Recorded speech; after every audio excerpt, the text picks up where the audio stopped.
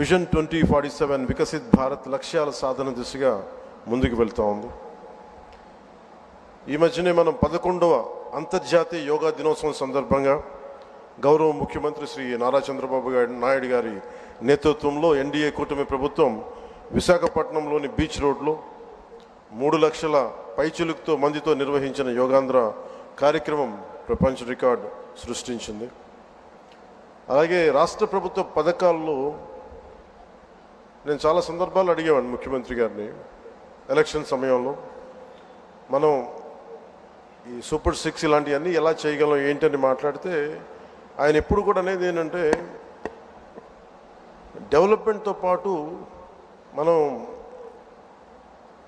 మనం వీటిని ఏవైతే ప్రజలకు అవసరం అయితే ఉన్నాయో అవి కూడా ఇవ్వాల్సిందే మనం అని చెప్పేసి, ముఖ్యంగా ఆయన 3,000 దాకా ఉన్న పెన్షన్ని ఆయన రాగానే 4,000కి పెంచగలిగారు. దివ్యాంగులకు ఇచ్చే పెన్షన్ 3,000 నుంచి 6,000. దివ్యాంగులు కొన్ని సంవత్సరాలుగా నా దృష్టిలో ఉంది, అందరూ ముఖ్యమంత్రి గారి దృష్టిలో ఉంది, మాకు పెంచండి అని అంటుంటే అది కుదరలేకపోయింది ఎవరికి, ఏ ప్రభుత్వానికి కూడా.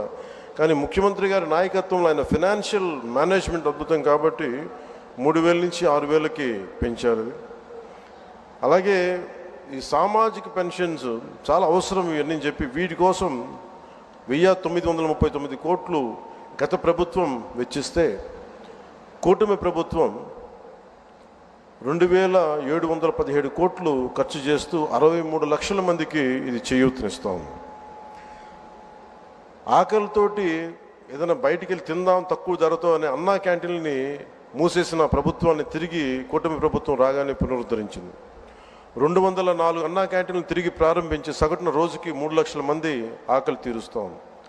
అలాగే దీపం పథకం ద్వారా తొలి విడతలో 1.15 కోట్ల గ్యాస్ సిలిండర్లని ఉచితంగా అందించారు. ఈ పథకం కోసం కూటమి ప్రభుత్వం 5 ఏళ్లలో 13,423 కోట్ల మొత్తాన్ని ఖర్చు చేయటం. అలాగే మత్స్యకారు సోదరులకి దాదాపు 1,22,965 మందికి 266 కోట్లు అందజేసిన 20,000 రూపాయల చొప్పున. అలాగే నారా లోకేష్ గారు ప్రత్యేకించి ఆయన తీసుకున్న ఈ ఇరిగేషన్ ఈ శాఖల ద్వారా ప్రత్యేకించి నాకు వ్యక్తిగతంగా నచ్చింది అని చేసింది డొక్కా సీతమ్మ మధ్యాహ్న భోజన పథకం పెట్టడం. ఎంతసేపు ప్రభుత్వ పథకాలకి గత ప్రభుత్వంలో ఆయన పేర్లు పెట్టుకోవడం, వారి పేర్లు పెట్టుకోవడం కంటే కాకుండా ఎవరైతే సమాజానికి ప్రేరణగా ఉన్నారో అలాంటి వారి పేర్లు పెట్టడం మనస్ఫూర్తిగా సర్వేపల్లి రాధాకృష్ణన్ గారి మన స్కూల్ కిట్స్ అందించడం, ఇలాంటి చాలా రెవల్యూషన్ నిర్ణయాలు తీసుకున్న నారా లోకేష్ గారికి నా ప్రత్యేకంగా నా ధన్యవాదాలు తెలియజేస్తాను. ఇట్స్ క్వైట్ ఇన్స్పైరింగ్ అనిపించింది. అలాగే తల్లికి వందనానికి దాదాపు 67 లక్షల మందికి పైగా విద్యార్థులకు లబ్ధి చేకూరింది. ఈ మొత్తంలో 1,346 కోట్లు పాఠశాలల అభివృద్ధికి వెళ్తూ ఉంది.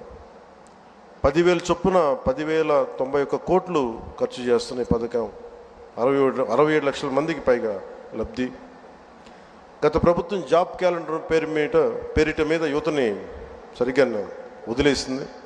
ఒక్క డిఎస్సి కూడా నిర్వహించిన పాపాన్ని పోలేదు. కూటమి ప్రభుత్వం వచ్చిన వెంటనే 16,347 ఉపాధ్యాయ నియామకాలకు మెగా డిఎస్సి నోటిఫికేషన్ విడుదల చేసింది. వైసీపీ హయాంలో ఉపాధి కోసం యువత పక్క రాష్ట్రాలకు వెళ్ళిపోయే పరిస్థితుల్లో కూటమి ప్రభుత్వం నారా చంద్రబాబు గారి నాయకత్వంలో 20 లక్షల ఉద్యోగాల కల్పన దిశగా చాలా బలమైన ప్రణాళికలు సిద్ధం చేస్తూ ఉంది. 6,100 పోలీసు ఉద్యోగాల నియామకాలకు చర్యలు